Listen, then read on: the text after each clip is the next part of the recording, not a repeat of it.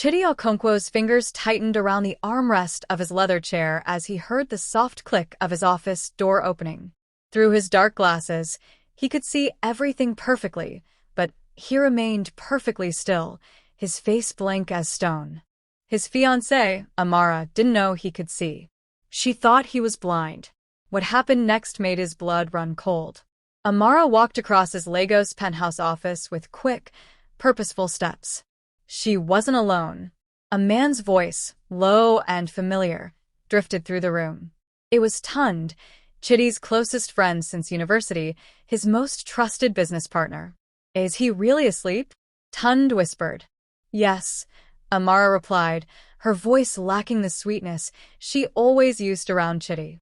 "The fool thinks I love him. He has no idea what's coming." Chidi felt his heart hammering in his chest, but years of business negotiations had taught him to control his breathing, to show nothing. He kept his head tilted slightly to the side, exactly as he had been sitting for the past 20 minutes, pretending to nap in his chair. Through the tinted lenses that everyone believed were for his blindness, he watched Amara move to his desk. She pulled out her phone, and the camera shutter sound echoed softly in the quiet room. She was photographing documents. His business documents. Confidential contracts worth millions of naira. "How much longer do we have to keep this up?" Tunde asked, stepping closer to her. Too close. His hand touched her waist in a way that made Chidi's jaw clench. "Just until after the wedding," Amara said with a cold laugh.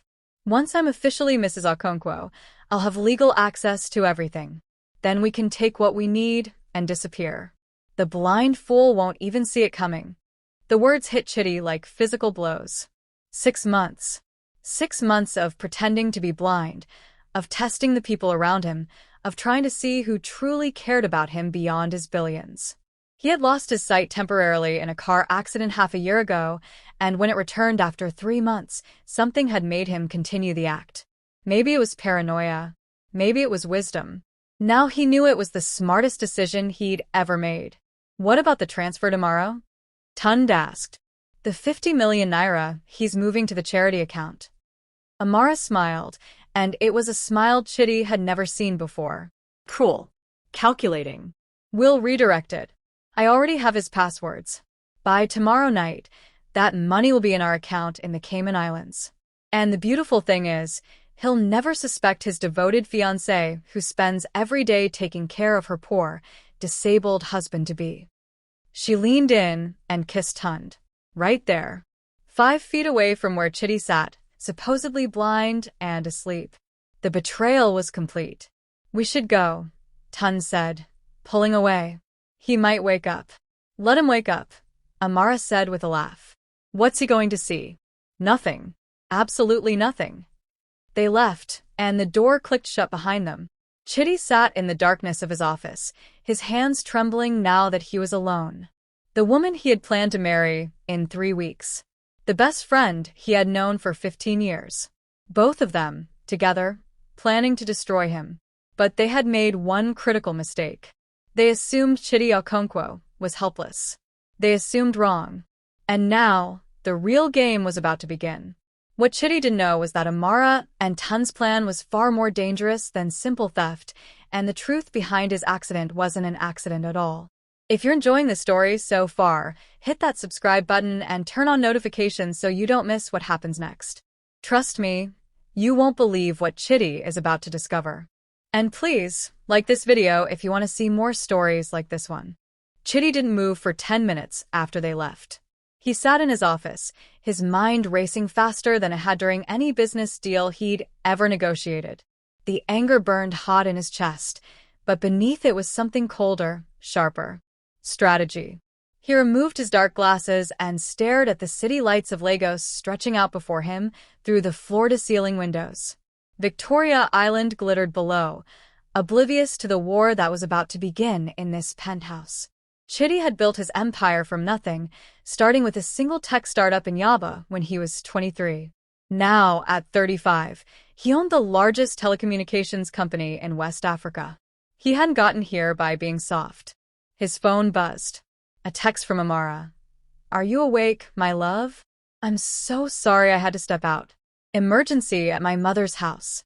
I'll be back to make your dinner soon. I love you so much. Chidi's stomach turned. The lies came so easily to her. He typed back with the voice-to-text feature he'd been using for months. No problem, my dear. Take your time. I'll be fine. 3 heart emojis came back instantly. He stood and walked to his desk, his legs steady and sure. For 6 months, he'd been shuffling carefully, using a cane, letting people guide him everywhere. The act had become second nature, but now, alone, he moved like the athlete he'd been in university. The documents Amara had photographed were still spread across his desk. Contracts for the new fiber optic deal with the Ghanaian government, worth $300 million. If those fell into the wrong hands, if his competitors got that information, it wouldn't just hurt him. It would destroy thousands of jobs. Chidi pulled out his personal laptop, the one he'd hidden in a secret drawer that even Amara didn't know about. He'd been careful during his blindness to never reveal just how much he could still do. He began typing, his fingers flying across the keyboard. First, he needed information. Real information. He called the one person in Lagos he knew he could trust. His younger sister, Adi's brother. Her voice came through cheerfully. How are you? Do you need me to come over? Ada, he said quietly. I need your help. But you have to promise me you won't react. You won't tell anyone. Not Mama. Not your husband, no one. The cheerfulness faded from her voice. Chidi, what's wrong? You sound strange. I can see, Ada. I've been able to see for 3 months. Silence. Then, what? But why would you? Chidi, what's happening? He told her everything. Every word he'd heard, every document photographed, every kiss between his fiancée and his best friend. When he finished, Ada was crying. I never liked her, Ada whispered fiercely. I told you she was too interested in your money. And Tunde? That's Snake. I'm going to… No, Chidi interrupted. You're not going to do anything. Because we're going to be smarter than them. I need you to do something for me. Tomorrow morning, I need you to go to Guarani Trust Bank. Ask for Mr. Adeyemi. He owes me a favor. Tell him I need to know everything about any accounts Amara Chidinmanwosu has opened in the last year. Everything. You think there's more? I know there's more. People don't betray someone like this overnight. This has been planned. And Ada? He paused. I need you to look into my accident too. The car crashed 6 months ago. Something doesn't feel right. He could hear Ada's sharp intake of breath. You think they tried to kill you? I don't know. But I'm going to find out. After he hung up, Chidi walked to his bar and poured himself a whiskey. His hands were steadier now. The shock had worn off, replaced by something harder. He'd spent 6 months being underestimated. 6 months watching people's true faces emerge when they thought he couldn't see them. His phone buzzed again. This time it was Tunde. Boss, checking on you. Did you take your evening medication? Want me to stop by? The audacity was breathtaking. Chidi typed back. Already took it. Amara will be here soon. Thanks, my brother. Anytime, my brother. You know I've got your back. Chidi looked at those words for a long moment. Then he opened a new document on his laptop and began to type. If Amara and Tunde wanted to play games with a blind man, he would show them exactly what happens when the blind man can see everything. He started making a list. Every asset, every account, every business deal. He would protect it all. But more than that, he would find out the truth about his accident. Because if they had tried to kill him once, they would try again. The next morning, Chidi was awakened by Amara's gentle touch on his shoulder. Good morning, baby, she cooed. I made your favorite breakfast. Yam and egg sauce. He smiled up at her, his eyes unfocused behind his dark glasses. You're too good to me. Anything for you, my love. She kissed his forehead. Oh, I forgot to mention. I need to run some errands today. Wedding planning things. You know how it is. Of course, Chidi said softly. Take all the time you need. What Amara didn't know was that while she ran her errands, Chidi would be making some moves of his own. And by the time she returned, everything would be in motion. As she left the bedroom, Chidi heard her phone ring. She answered in the hallway, her voice dropping to a whisper. Yes, it's done. The transfer codes are ready. By tonight, we'll be rich enough to disappear forever.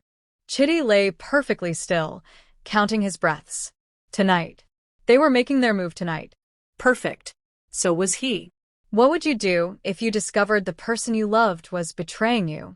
Would you confront them immediately, or play the long game like Chidi? Drop your thoughts in the comments below. And please share this video with someone who loves a good twist. Also, let us know where you're watching from. By noon, Chidi had received 3 calls that changed everything. The first was from Ada. Her voice was shaking when she spoke. Brother, I'm at the bank. Mr. Adeyemi found something. Amara has been moving money for 8 months. Small amounts at first, 20,000 naira here, 50,000 there. But in the last 2 months, she's moved over 15 million naira to an offshore account. Chidi felt his grip tighten on the phone. 8 months? But we've only been engaged for 6 months. Exactly, Ada said quietly. She was stealing from you before she even accepted your proposal. The second call came from his private investigator, a woman named Kemi, whom he'd hired that morning. She didn't waste time with pleasantries. Mr. Okonkwo, I looked into your accident like you asked. The brake lines on your Mercedes were cut. The police report said it was mechanical failure, but I had a friend at the auto shop pull the original photos. Clean cuts, made with professional tools. Someone wanted you dead. Chidi closed his eyes behind his dark glasses. He'd suspected, but hearing it confirmed made it real. Who signed off on the police report? Inspector Ogunlade. And here's where it gets interesting. 3 days after your accident, Inspector Ogunlade bought a new house in Lekki. Cash payment. 200 million naira. Someone had paid the police to cover up attempted murder. The third call came from an unknown number. Chidi almost didn't answer, but something made him pick up. Is this Chidi Okonkwo? A woman's voice asked nervously. Yes. Who is this? My name is Blessing. I work at the Continental Hotel in Victoria Island. I'm a housekeeper. She paused, and Chidi could hear fear in her voice. I saw something I think you should know about. Your fiancée, Miss Amara, she's been staying here. With a man. For months. They have a suite on the 10th floor. Chidi's jaw clenched. Why are you telling me this? Because yesterday, I was cleaning their room, and I heard them talking. They were laughing about how you couldn't see what they were doing. How you were too trusting. Too stupid. Blessing's voice grew stronger with anger. My father was blind, sir. Real blind. And he was the smartest, kindest man I ever knew. What they're doing, the way they talk about you, it made me sick. So I looked you up, got your number from your company website, and I'm calling you now. Thank you, Blessing, Chidi said softly. You've done a brave thing. There's more, sir. This morning I saw them with a third person. A white man with documents. They were talking about shipping containers and Port Harcourt. I didn't understand everything, but I heard them say once he's gone for good, we'll have everything. After Blessing hung up, Chidi sat in his office, pieces of a puzzle falling into place. This wasn't just about theft. This was bigger. Port Harcourt. Shipping containers. His company handled telecommunications contracts for the entire Port Authority. His phone buzzed with a message from Amara. Baby, I'll be late tonight. Having dinner with my mother. Don't wait up. Love you. Another lie. Because according to Blessing, Amara was at the Continental Hotel right now with Tunde. Chidi made a decision. He called his driver, Emeka, one of the few people who knew the truth about his site. Emeka, bring the car around. We're going to the Continental Hotel. Sir, are you sure? If they see you, they won't see me. Trust me. 30 minutes later, Chidi sat in the hotel lobby, his dark glasses on, his white cane resting against his chair. He looked like any other blind man waiting for someone. The hotel staff paid him no attention. He didn't have to wait long. At 2 p.m., the elevator doors opened, and Amara stepped out, laughing. She wore a red dress Chidi had bought her last month, the one she said she was saving for their wedding reception. Tunde walked beside her, his arm around her waist. Behind them was a man Chidi didn't recognize. White, mid-40s, expensive suit. They walked right past Chidi, without even glancing his way. Why would they? As far as they knew, he was safely at home, blind and helpless. The shipment arrives in 3 days, the white man was saying in accented English. Once we reroute the containers through your contact in Calabar, the equipment will be untraceable. Your company's security codes are the last piece we need. Chidi's blood ran cold. They weren't just stealing money. They were using his company's access to smuggle something. Equipment. What kind of equipment needed to be untraceable? Chidi will give me the codes tonight, Amara said confidently. He trusts me completely. The fool actually thinks I'm going to marry him. Tunde laughed. 3 more days and we're done. The explosion at the port will cover our tracks, and everyone will blame faulty telecommunications equipment. By the time anyone figures out what really happened, we'll be in Dubai with $40 million and new identities. Explosion. Port. $40 million. Chidi felt sick. This wasn't just betrayal. This was terrorism. This was mass murder. The Port Harcourt facility processed goods for the entire Niger Delta. Thousands of workers passed through there every day. He waited until they left the hotel, then stood carefully, playing his role. His mind was racing. He had 3 days to stop them. 3 days to save lives, protect his company, and expose the truth. But he couldn't go to the police. Inspector Ogunlade was already bought. He couldn't trust his business partners. Tunde had poisoned that well. He needed to be smart, strategic. As Emeka drove him back to his penthouse, Chidi made another call. This time to an old friend from his university days, a woman named Zainab, who now worked for the Economic and Financial Crimes Commission in Abuja. Chidi Okonkwo. Zainab's warm voice came through. It's been years. How are you? I heard about your accident. Zainab, I don't have time for pleasantries. I need your help. I have evidence of a smuggling operation, possible terrorism, and corruption that goes up to the Lagos Police Department. Can you get to Lagos tomorrow with a team you absolutely trust? The warmth left her voice, replaced by steel. Tell me everything. That evening, when Amara returned home with shopping bags and a bright smile, Chidi was sitting in the living room, his dark glasses on, his face peaceful. Baby, she called out. I'm home. I brought you something special. She knelt beside his chair and took his hand. Her skin was soft, her perfume expensive. Everything about her was a beautiful lie. I got us matching wedding bands today, she said sweetly. I know we said we'd wait, but I was so excited. Try yours on. Chidi let her slip the ring onto his finger. It was cold against his skin. It's perfect, he said softly. Just like us, Amara whispered, kissing his cheek. But as she stood to put away her shopping bags, Chidi heard her phone buzz. She glanced at it, and her smile faltered for just a second.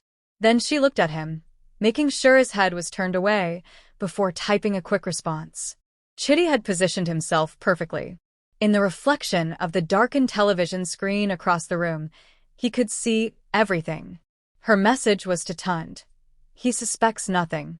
Tomorrow night, we make our move. Pack your bags. This time tomorrow, we'll be free. Chidi touched the wedding band on his finger. Tomorrow night. They thought they would be free. Instead, tomorrow night, Chidi Okonkwo would show them exactly what happens when you underestimate a blind man who can see everything. What was about to unfold would shake Lagos to its core, and the truth behind the Continental Hotel would reveal a conspiracy far bigger than anyone imagined. This story is getting intense. If you're hooked, smash that like button and drop a comment telling us, do you think Chidi should expose them publicly or handle this privately? What would you do? And don't forget to share this video with your friends who love a good revenge story. The next morning, Chidi woke to find Amara already dressed and ready to leave. She wore a black pantsuit, professional and sharp. Not the soft, caring fiancée outfit she usually put on around him. Where are you going so early? Chidi asked, keeping his voice sleepy and confused. Oh, baby, I'm sorry to wake you, she said, her tone instantly shifting to concern. I have a meeting with the wedding planner. Final arrangements, you know. I'll be back by lunch to make your favorite pepper soup. You're so good to me, Chidi said. He reached out his hand, and she took it. Her palm was slightly sweaty. Nervous. "I don't know what I'd do without you." "You'll never have to find out," Amara said, but there was something hollow in her voice. For a brief moment, Chidi wondered if there was any part of her that felt guilty. Any part that remembered the man who had loved her genuinely. Then she kissed his forehead and left, and he heard her laughing on the phone in the hallway. "Yes, I'm on my way. Is everything ready?" Chidi waited exactly 3 minutes, then got up and dressed quickly. Dark jeans, plain black shirt, baseball cap pulled low. Without his signature designer suits and dark glasses, he looked like any other young man in Lagos. Invisible. Zainab had arrived in Lagos late last night with a team of 5 EFCC agents. They were staying at a safe house in Ikeja, and Chidi had spent 2 hours briefing them on everything he knew. Now, it was time to gather the final pieces of evidence. His phone rang. It was Ada. "Brother, I followed Amara like you asked. She just arrived at a warehouse in Apapa. Tunde is already there. And Chidi, there are containers. Big ones. With international shipping codes. Stay back, Ada. Don't let them see you." "I'm not stupid," his sister shot back. "I'm in my car, parked behind a fish truck. But Chidi, there are armed men here. Private security. This is serious." Chidi felt his pulse quicken. "Take photos of everything you can. License plates, faces, container numbers. Send them to Zainab's number. Then get out of there." 20 minutes later, Chidi was in Zainab's tactical van, watching live footage from microcameras his team had planted around the warehouse. The technology was impressive. He could see everything in crystal-clear detail. And what he saw made his blood boil. Amara stood in the center of the warehouse, directing workers who were loading equipment into trucks. Tunde was beside her, checking items off a clipboard. The white man from the hotel, whose name Chidi now knew was Klaus Vanderbilt, a known arms dealer, supervised from the side. "Those are satellite disruptors," Zainab said quietly, pointing at the screen. "Military-grade jamming equipment. Illegal in Nigeria. If those get activated near the port, they could disable all communications in a 50-kilometer radius." "Why would they need that?" one of her agents asked. Chidi answered, his voice cold. "Because they're planning something at the port. Something they don't want anyone to report until it's too late." On screen, Amara's phone rang. She answered, and her voice carried through the surveillance equipment. "Yes, Inspector Ogunlade. Everything is on schedule. The payment has been transferred to your account. Just make sure your men aren't anywhere near the port tomorrow night. We need at least 2 hours before any police response." Zainab's jaw clenched. That corrupt bastard. I knew Ogunlade was dirty, but this. "There's more," Chidi said. He pulled out a flash drive. "My investigator found financial records. Ogunlade isn't the only one. There are 3 other police officers, 2 Port Authority officials, and a customs director all receiving payments. This is a network." The surveillance footage continued. Klaus opened one of the containers, and what Chidi saw inside made his stomach turn. Weapons. Hundreds of them. AK-47s, explosives, ammunition. "They're not just stealing," Zainab breathed. "They're arming someone. This is an insurgency operation." Chidi thought about the explosion Tunde had mentioned at the Continental Hotel. Port Harcourt. The Niger Delta. This wasn't just about money. This was about destabilizing the entire region. His phone buzzed. A text from Amara. "Baby, running late. Wedding planner, had so many questions. Miss you. Can't wait to marry you in 2 weeks." 2 weeks. She was still planning to go through with the wedding. Still planning to stand in front of his family, his friends, God himself, and lie. "We need to move tonight," Zainab said. "If they're planning something for tomorrow, we can't wait." "No," Chidi said firmly. "If we move now, we only get Amara, Tunde, and Klaus. The police officers, the port officials, they'll all claim they knew nothing. We need to catch them in the act." "That's too dangerous," Zainab argued. "If something goes wrong..." "Nothing will go wrong," Chidi interrupted. "Because they think I'm blind. They think I'm helpless. That's our advantage." He outlined his plan. It was risky. It required perfect timing. But if it worked, they would expose the entire network. That evening, Chidi was back in his penthouse, dark glasses on, cane in hand, when Amara returned. She seemed energized, excited. "Baby, I have wonderful news," she said, settling onto the couch beside him. "I was thinking, why wait 2 more weeks? Let's get married this weekend. Small ceremony, just us and a few close friends. What do you say?" Chidi's heart nearly stopped. She wanted to marry him in 3 days. Why? Then he understood. Once they were legally married, she would have immediate access to everything. His accounts, his assets, his company. She could move faster. "This weekend," he said, making his voice uncertain. "That's so soon." "I know, but I love you so much. I don't want to wait anymore." She took his hand, and he could feel her urgency. "Please, Chidi, let's do it. Just you, me, Tunde as your best man, and my mother. Simple and perfect." She wanted Tunde there. Of course she did. They would probably kill him right after the ceremony. Make it look like his heart gave out or another accident. The blind groom who died on his wedding night. "Okay," Chidi said softly. "If it makes you happy, let's do it." Amara squealed with delight and hugged him. Over her shoulder, Chidi's phone lit up with a message from Zainab. "Are you sure about this?" He typed back one-handed, his other arm around his fiancée. "Trust me. 3 days. We end this." That night, after Amara fell asleep beside him, Chidi slipped out of bed and went to his office. He had calls to make, arrangements to finalize. In 3 days, on what was supposed to be his wedding day, he would spring the trap. But as he sat in the darkness, reviewing his plans, he heard a sound from the hallway. Footsteps. Quiet, careful. Someone was in his home. Chidi quickly put on his dark glasses and positioned himself as if he'd fallen asleep at his desk. The footsteps grew closer. His office door opened slowly. Through the tinted lenses, Chidi watched as a figure entered. Not Amara. Not Tunde. Someone else. Someone wearing all black, a ski mask covering their face. The figure moved toward him, and in their gloved hand, Chidi saw a syringe. They had sent someone to kill him. Tonight. Right now. Every muscle in Chidi's body tensed, but he forced himself to remain still, slumped in his chair, apparently asleep. The figure crept closer, raising the syringe. 3 more steps. 2 more steps. 1 more step. The figure's arm came up, aiming for Chidi's neck, and at the last possible second, Chidi moved.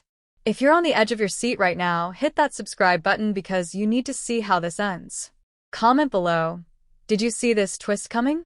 And what do you think is in that syringe? Let us know your theories. Chidi's hand shot out and grabbed the attacker's wrist, twisting it hard. The syringe fell to the floor with a soft clatter. The masked figure gasped in shock and tried to pull away, but Chidi was fueled by months of rage and betrayal. "Who sent you?" Chidi demanded, ripping off his dark glasses. His eyes locked onto the attacker's visible face through the ski mask. Was it Amara? Tunde. The figure struggled violently, then did something Chidi didn't expect. They went completely limp, dropping their full weight downward. It was a trained move, something a professional would do. The attacker slipped from Chidi's grip and bolted toward the door. But Chidi was faster. He tackled them before they reached the hallway, and they crashed to the floor together. In the struggle, he managed to rip off the ski mask. He froze. It was a woman. Not just any woman, he recognized her. Ngozi Adewale. She worked in his company's IT department. Quiet, efficient, always polite. He'd approved her hiring personally 2 years ago. Ngozi. Chidi breathed, confusion flooding through him. Why? Tears streamed down her face. "I'm sorry, Mr. Okonkwo." I'm so sorry. "They have my daughter. They said if I didn't do this, they would kill her. She's only 8 years old. Please, you have to understand." The bedroom door burst open. Amara stood there in her nightgown, eyes wide. For a moment, the mask slipped from her face. Chidi saw real fear there. Then she recovered, screaming, "Chidi, oh my God, what's happening? Who is that woman?" She was good. If Chidi didn't know the truth, he would have believed her panic was genuine. Call the police, Chidi said flatly, still pinning Ngozi to the floor. Now. Are you? Amara stopped, staring at him. Really staring at him. At his eyes, which were looking directly at her. At the way he held Ngozi down with perfect precision. No fumbling, no uncertainty. Chidi, you can see? He met her gaze steadily. I've been able to see for 3 months, Amara. I've seen everything. The color drained from her face. For 5 long seconds, neither of them moved. Then Amara's expression transformed. The sweetness, the concern, the love, all of it vanished like smoke. What remained was cold calculation. Ngozi, run, Amara said quietly. What? Ngozi looked confused. I said run, Amara screamed. But before Ngozi could move, Emeka, Chidi's driver, appeared in the doorway with 2 of Zainab's EFCC agents. They'd been stationed in the building all night, waiting. Nobody's running, Emeka said firmly. Amara's eyes darted between the agents, Chidi, and the door. She was calculating her chances. Chidi could see her mind working, searching for a way out.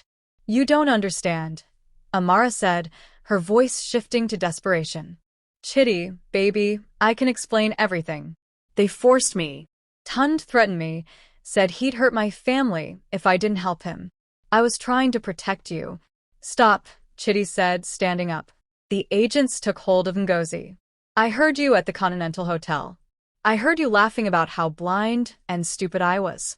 I know about the weapons, the port, everything. Amara's face hardened. You know nothing. You're just a privileged fool who inherited money and thinks he's smart. You have no idea how the real world works. Then educate me, Chidi said coldly.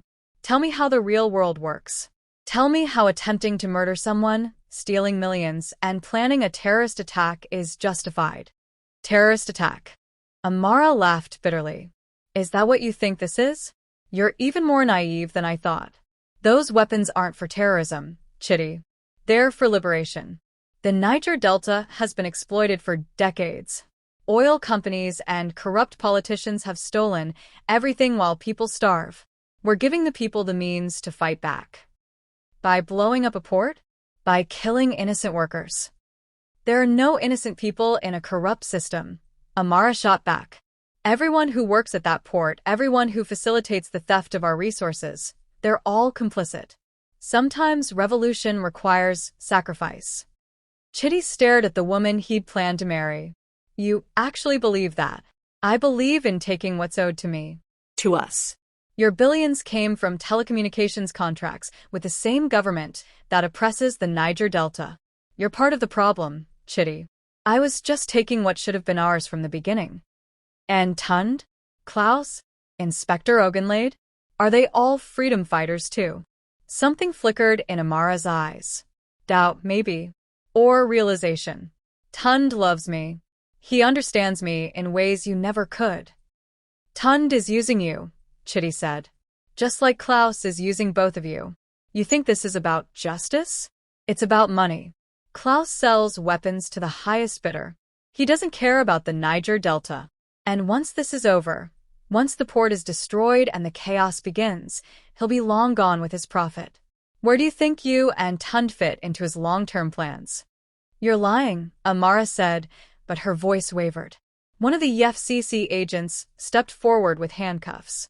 Amara Chidimmanwosu, you're under arrest for conspiracy to commit terrorism, attempted murder, theft, and treason against the Federal Republic of Nigeria. As they cuffed her, Amara looked at Chidi one last time. I almost loved you, you know. In the beginning. Before I knew how weak you were. You could have been someone great, Chidi. Instead, you're just another rich man playing games. And you could have been someone honest, Chidi replied. Instead, you're just another criminal who thought she was smarter than everyone else. They led her away, and the apartment fell silent. Ngozi was crying openly now. Mr. Okonkwo, please. My daughter. They have my daughter. She's at a house in Badagry. They said if I didn't inject you with that, she gestured to the syringe still on the floor, they would kill her. Zainab entered the room, having been listening from the hallway.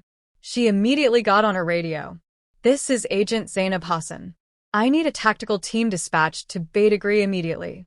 We have a hostage situation involving a minor." She turned to Ngozi. "Give us the address. Every detail you know. We'll get your daughter back." While Ngozi provided information through her tears, Chidi picked up the syringe carefully with a cloth. "What is this?" "Potassium chloride," Ngozi whispered. "Enough to cause a heart attack.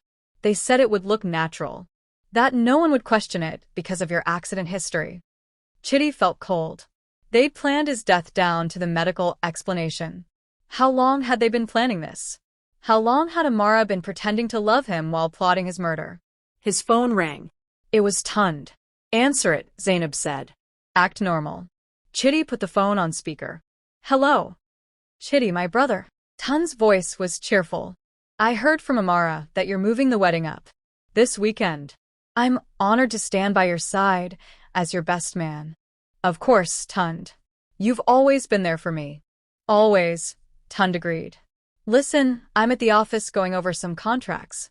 Can you come by tomorrow? There are some documents that need your signature." The new port security deal. The port security deal. Of course. They wanted his signature on documents that would give them access to even more systems.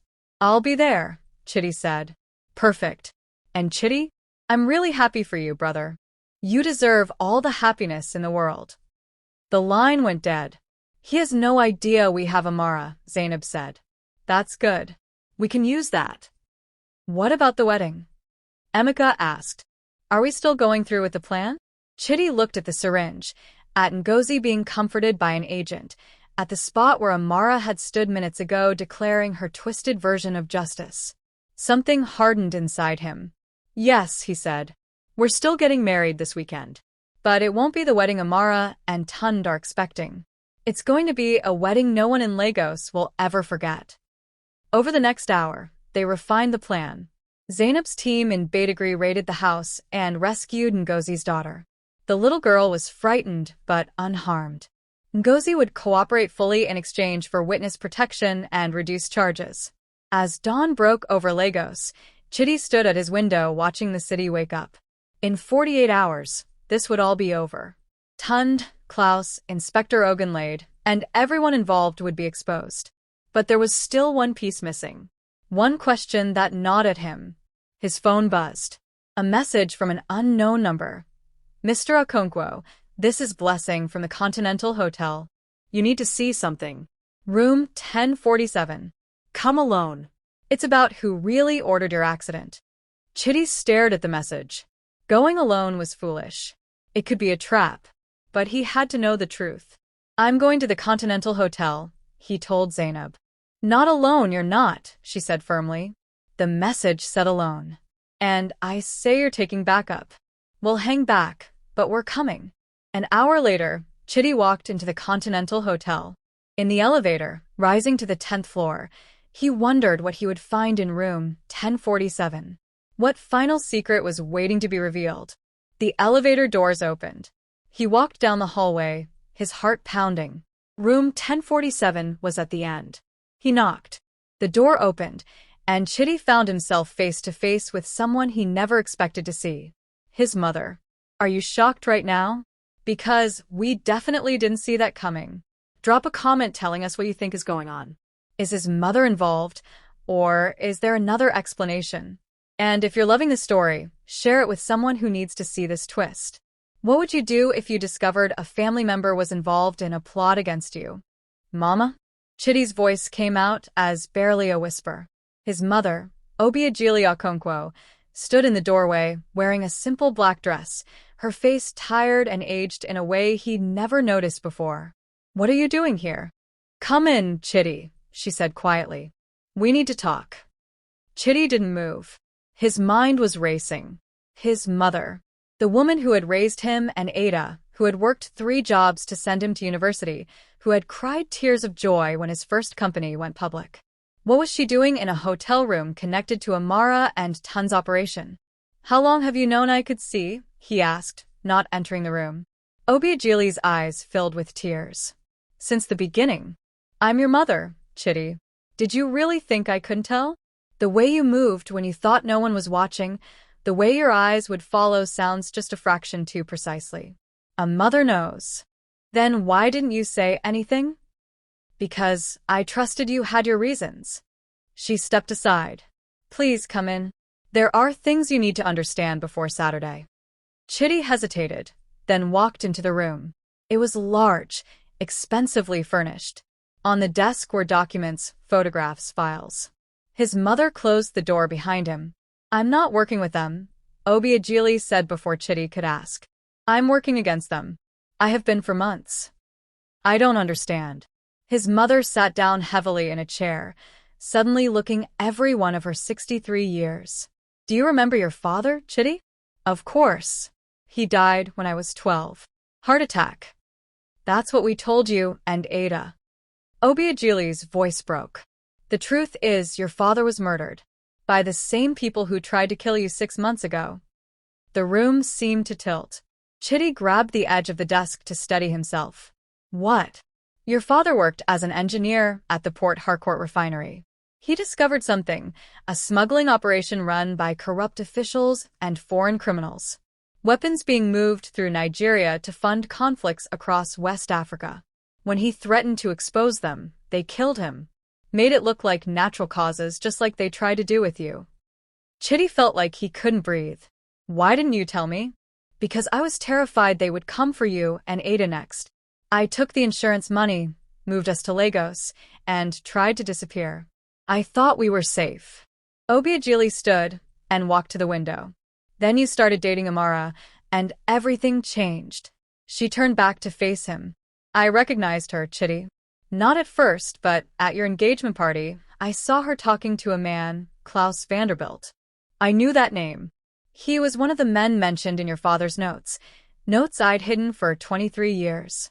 When I saw them together, I knew she wasn't with you by coincidence. She targeted me, Chidi said slowly, understanding dawning. Because of my telecommunications company. Because of my access to the ports. Yes. And because you're Chidi Okonkwo's son. This is revenge, Chidi. Your father cost them millions when he exposed their operation back then. They've spent 2 decades rebuilding it, and now they want to destroy his son while using his company to do it. Chidi's legs felt weak. He sat down. You've known all this time and said nothing? I said nothing because I've been investigating, building evidence, working with people who want to stop this. Obiageli opened a laptop on the desk. Blessing, the housekeeper, works for me. I placed her at this hotel specifically to monitor Amara and Tunde. I have recordings of every conversation they've had in this room for the past 3 months. She played a file. Amara's voice filled the room. Once Chidi's dead, his sister will inherit half the company. But she's weak, emotional. She'll sell her shares within a year. We buy them through shell corporations, and within 18 months, we control Okonkwo Telecommunications completely. Another recording. Tunde's voice. The old woman suspects something. Chidi's mother has been asking questions about the accident. Klaus responded. Then we eliminate her too. After the wedding. Make it look like grief over her son's death. Obiageli stopped the recording. They were planning to kill me, Chidi. And Ada. Your entire family wiped out so they could take everything your father and you built. Chidi's hands clenched into fists. The betrayal went deeper than he'd imagined. This wasn't just about Amara's greed or Tunde's jealousy. This was about his father's legacy, about a war that had been going on for decades. Why didn't you go to the police? He asked. Because the police are compromised. Inspector Ogunlade isn't the only one. There are officers, politicians, business people. This network goes higher than you think. She pulled out a thick file. I've documented everything. Names, dates, bank transfers. But we needed more. We needed to catch them in the act, with evidence so overwhelming that no corrupt official could bury it. That's why you didn't stop me from planning to expose them on Saturday, Chidi realized. Yes. When I found out you could see and were planning something, I knew this was our chance. Your plan and mine, working together. Obiageli took her son's hands. But Chidi, you need to know how dangerous this is. These people killed your father, without hesitation. They cut the brakes on your car. They sent someone to inject you with poison tonight. They will not stop. I know, Mama. I know what they're capable of. There's something else. Obiageli's face grew even more grave. The attack they're planning at the port, it's not just about destroying evidence or creating chaos. According to the intelligence I've gathered, there's a foreign delegation arriving at Port Harcourt on Sunday. Government officials from Ghana, Benin, and Togo coming to negotiate a regional trade agreement. If that port explodes while they're there, it would be an international incident, Chidi finished. It could trigger conflicts across West Africa, destroy trade relationships, maybe even start a war. That's what Klaus wants. War means demand for weapons. Chaos means profit for people like him. He's not just a criminal, Chidi. He's a merchant of death, and he's using Amara and Tunde like puppets. Chidi stood and paced the room. Everything was bigger than he'd thought. More dangerous. More far-reaching. Does Amara know about the delegation? I don't think so. Klaus has kept that information compartmentalized. Amara thinks she's fighting for the Niger Delta. She doesn't realize she's about to trigger a regional catastrophe that will kill thousands. We have to stop them before Saturday, Chidi said. No. Obiageli shook her head firmly. If we move too soon, Klaus will disappear. He has escape routes planned, private planes, false identities, safe houses across 3 continents. He's done this before in other countries. We need to catch him on Saturday with the weapons, with the proof of the conspiracy, with everything. Only then can we make sure he never does this again. But the risk? The risk is the same whether we move now or Saturday. The weapons are already in place. The explosives are ready. The only difference is that on Saturday, we control the situation. We know where everyone will be. We have the element of surprise. She gripped his shoulders. Trust me, my son. Trust your mother. This is the only way. Chidi looked into her eyes and saw the strength that had carried their family through his father's death, through poverty, through everything. She had been fighting this war alone for 23 years. Now, they would finish it together. Okay, he said. Saturday. But we do this my way, with EFCC backup, with every precaution. Agreed. They spent the next hour coordinating their plans with Zainab via encrypted video call. Obiageli's intelligence combined with Chidi's resources and Zainab's authority created a comprehensive operation. Every angle covered, every contingency planned. As Chidi prepared to leave, his mother stopped him. Chidi, there's one more thing. About Amara. What about her? She's pregnant. Chidi felt like he'd been punched. What? She found out 3 weeks ago. I saw the test results. I've been monitoring her medical records. She hasn't told you yet because she was waiting until after you were dead. The baby would be her final claim to your estate. Chidi's mind reeled. A child. His child. Or was it even his? With Amara, how could he know what was real and what was manipulation?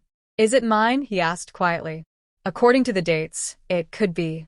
But Chidi, his mother's voice was gentle. Whether that baby is yours or not, it's innocent in all of this. Whatever happens on Saturday, whatever justice we bring down on Amara, that child deserves a chance at life. Chidi nodded, unable to speak. Everything had become impossibly complicated. The woman who'd tried to kill him might be carrying his child. The woman who'd betrayed everything might give him something he'd always wanted, a family. We'll deal with that after Saturday, Obiageli said. First, we survive. Then we figure out the rest. As Chidi left the Continental Hotel with Zainab's agents watching from strategic positions, his phone buzzed. A message from Tunde. Brother, don't forget our meeting tomorrow. The future of the company depends on it. Chidi typed back. I'll be there. Looking forward to discussing the future. He looked up at the Lagos skyline, at the city his father had loved enough to die for. In less than 48 hours, this would all be over. The truth about his father's death would be exposed. The conspiracy that had haunted his family for 2 decades would end. But at what cost? And when the dust settled, who would still be standing? Saturday morning dawned bright and clear over Lagos. Chidi stood in his bedroom, adjusting his tie. Today was supposed to be his wedding day. Instead, it would be the day everything came to light. His phone rang. It was Ada. Brother, are you ready? As ready as I'll ever be. Good. Because I just got word from our contact at the port. Klaus and his team are moving into position. This is really happening. Chidi looked at himself in the mirror. The man staring back had been through betrayal, attempted murder, and revelations that shattered his understanding of his own history. But he was still standing, still fighting. Then let's finish this, he said. The final act was about to begin, and Lagos would never be the same. The wedding venue was the Eco-Atlantic Gardens, a luxury outdoor space overlooking the Lagos coastline. White chairs arranged in perfect rows, flowers imported from South Africa, a string quartet tuning their instruments. To any observer, it looked like the wedding of the year. What they couldn't see were the 30 FCC agents positioned around the perimeter, the surveillance equipment hidden in the flower arrangements, or the tactical team waiting 2 blocks away. Chidi stood in the groom's preparation room, wearing his custom-made white agbada. Through the window, he could see guests arriving. Business partners, society people, distant relatives who hadn't spoken to him in years, but wouldn't miss a billionaire's wedding. Ada entered, stunning in her coral bridesmaid dress. Tunde just arrived. He looks nervous. He should be. Chidi adjusted his dark glasses one last time. For the ceremony, he would play the blind groom until the perfect moment. What about Klaus? No sign yet. But Mama's intelligence says he won't show until after the ceremony. He's paranoid about being photographed at public events. Zainab's voice came through the concealed earpiece Chidi wore. We have eyes on Inspector Ogunlade. He just entered with 3 other officers, all on our corruption list. They're positioning themselves near the exits. They're here to make sure I don't leave alive, Chidi murmured. That's not going to happen, Ada said fiercely. She hugged him tight. We get justice today. For Papa. For you. For everyone they've hurt. There was a knock on the door. Emeka stuck his head in. Sir, it's time. The bride is ready. Chidi's stomach tightened. Amara had been released on bail 2 days ago. A deliberate move by Zainab to make Tunde and Klaus think their plan was still on track. Amara believed she'd convinced the authorities it was all a misunderstanding, that Ngozi was a deranged employee acting alone. She had no idea what was waiting for her. The processional music began. Chidi walked down the aisle slowly, guided by Emeka, his cane tapping rhythmically. He could feel everyone's eyes on him, could hear the whispers of pity. Poor man, blind but so brave to marry. That Amara is a saint for standing by him. If they only knew. He took his position at the altar. The priest, Father Okafor, smiled at him with genuine warmth. Father Okafor didn't know what was coming either. Only a select few did. Then the bridal march began, and Amara appeared at the end of the aisle. She was breathtaking. Her white wedding gown was elegant perfection, her makeup flawless, her smile radiant. She looked like every man's dream. And she was carrying his possible child. For just a moment, Chidi let himself imagine an alternate universe where none of this had happened, where Amara had truly loved him, where they could have had a real marriage, a real family. Then she reached the altar, and he saw it in her eyes. The cold calculation, the victory. She thought she'd won. Dearly beloved, Father Okafor began, we are gathered here today. Chidi listened with half his attention. Through his earpiece, he heard Zainab. Tunde is fidgeting. He keeps checking his phone. The ceremony progressed. Vows were exchanged. Amara's voice trembled with what sounded like genuine emotion as she promised to love, honor, and cherish him. The performance was Oscar-worthy. If anyone has any reason why these two should not be wed, Father Okafor intoned, speak now or forever hold your peace. I do, said a voice from the back. Everyone turned. Obiageli stood, elegant in her mother-of-the-groom outfit. I object to this marriage. Gasps rippled through the crowd. Amara's smile faltered. Mama, what are you? I object because this woman is a liar, a thief, and a murderer. Obiageli said clearly. Her voice carried across the garden. And I have proof. Chaos erupted. Guests began shouting questions. Tunde jumped to his feet. Inspector Ogunlade's hand moved toward his weapon. And Chidi removed his dark glasses. I can see, he said simply, looking directly at Amara. I've been able to see for months. And I've seen everything you've done. Amara's face went white, then red. Then she lunged for him. All pretense abandoned. You bastard. You set me up. FCC agents flooded into the venue from all sides. Zainab appeared, badge held high. Nobody move. This is a federal operation. Tunde tried to run, but Ada, who had positioned herself strategically, tripped him with her bouquet. He went sprawling. 2 agents were on him immediately. Inspector Ogunlade pulled his gun, but 3 FCC tactical officers had him in their sights before he could aim. Drop it, Ogunlade. It's over. In the confusion, Chidi saw movement at the perimeter. Klaus Vanderbilt, emerging from a car, drawn by the commotion. He saw the FCC agents and turned to flee. Klaus is running, Chidi shouted into his mic. But Obiageli had planned for this. A second tactical team cut off Klaus's escape route. Within seconds, he was face down on the ground, handcuffed. Zainab approached Amara with handcuffs. Amara Chidimanwosu, you are under arrest for conspiracy to commit terrorism, attempted murder, theft, fraud, and treason. You have the right to. I'm pregnant, Amara screamed. With his child. You can't arrest me. The garden fell silent. Chidi stepped forward, his voice steady despite the emotions churning inside him. If that child is mine, they will be cared for. But you, Amara, will face justice for what you've done. My father, Chidi Okonkwo, was murdered 23 years ago by the same organization you joined.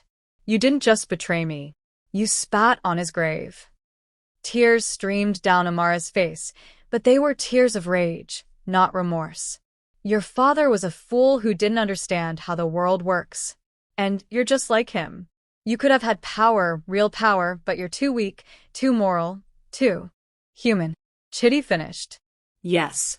I'm human. That's something you forgot how to be. As the agents led Amara away, she looked back at him one last time. That baby is yours, Chidi. Whether you want to believe it or not. And one day, you'll have to explain to your child why you destroyed their mother. It was her final weapon, her last attempt to wound him. And it worked. Chidi felt the cut deep in his chest. But Ada was there, taking his hand. We'll figure it out, brother. Whatever happens with the baby, we'll figure it out together. The FCC rounded up Inspector Ogunlade and his corrupt officers. They seized Tunde, who was crying and begging, claiming he'd been manipulated by Amara. They took Klaus, who remained silent with the confidence of a man who had expensive lawyers. But Klaus didn't know about the evidence Obiageli had compiled. He didn't know about the recordings, the documents, the paper trail that connected him to operations in 7 countries. By the time Zainab was done, Klaus Vanderbilt would spend the rest of his life in prison. Father Okafor approached Chidi, looking shell-shocked. My son, I don't know what to say. Say a prayer for justice, Father. Chidi replied quietly. That's all I ask. As the wedding venue emptied of guests, some scandalized, some entertained, all with the gossip story of a lifetime, Chidi walked to the edge of the garden and looked out at the ocean. His mother joined him. Your father would be proud of you. Would he? I'm not sure what I've accomplished here, Mama. Yes, we caught them. But at what cost? A child might grow up without a mother because of what I did today. A child will grow up safe because of what you did today, Obiageli corrected firmly. If Amara had succeeded, if they'd killed you and me and Ada, if they'd blown up that port and killed those delegates, how many children would have lost their parents? How many families would have been destroyed? You saved lives, Chidi. Never forget that. Zainab approached with a tablet. The Port Harcourt team just raided the warehouse. They found enough explosives to level half the port. The devices were set to detonate tomorrow at 2 p.m., exactly when the foreign delegates were scheduled to tour the facility. You stopped a massacre. Chidi nodded slowly. The weight of it was enormous. They had been so close to catastrophe. What happens now? He asked. Now we build the case, Zainab said. Amara, Tunde, Klaus, and 17 others are in custody. With Ngozi's testimony and your mother's evidence, we have enough to put them away for life. The corruption network is exposed. It'll take years to fully dismantle, but today was the first blow. And the baby? Zainab's expression softened. If Amara is pregnant and it's yours, we'll arrange for proper prenatal care and, when the time comes, you'll have to make decisions. But Chidi, you don't have to make them today. Today you won. Had he won? Chidi wasn't sure. He'd exposed corruption, prevented terrorism, and avenged his father. But he'd also fallen in love with a lie, been betrayed by his closest friend, and potentially become a father under the worst possible circumstances. Over the next weeks, the story dominated Nigerian news. Billionaire's fake blindness exposes terror plot. Lagos wedding becomes federal sting operation. Corruption network dismantled in dramatic arrests. Chidi gave one interview to a respected journalist where he told the story of his father and why he'd done what he did. The interview went viral, not just in Nigeria but across Africa and internationally. Young people started using the hashtag #ICanSee as a movement for accountability and transparency. His father's name, forgotten for 23 years, became a symbol of integrity. 6 weeks after the wedding that wasn't, DNA results confirmed that Amara was indeed pregnant with Chidi's child. A girl. Due in 7 months. Chidi sat in his office, the same office where this had all begun, holding the test results. A daughter. His daughter. Who would be born in prison. Ada sat across from him. What are you going to do? I'm going to be her father, Chidi said simply. Not Amara's husband. Not her defender. But that child's father. She didn't choose any of this. She deserves a chance. She's lucky to have you, Ada said softly. I hope so.